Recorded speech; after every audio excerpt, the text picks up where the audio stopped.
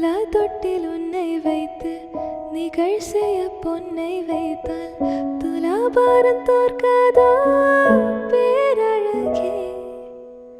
முகம் பார்த்து பேசும் உன்னை முதல் காதல் சிந்தும் கண்ணை அணைக்காமல் போவேனோ ஆருயிரே. நிழல் போல விடாமல் உன்னை தொடர்வேனடி.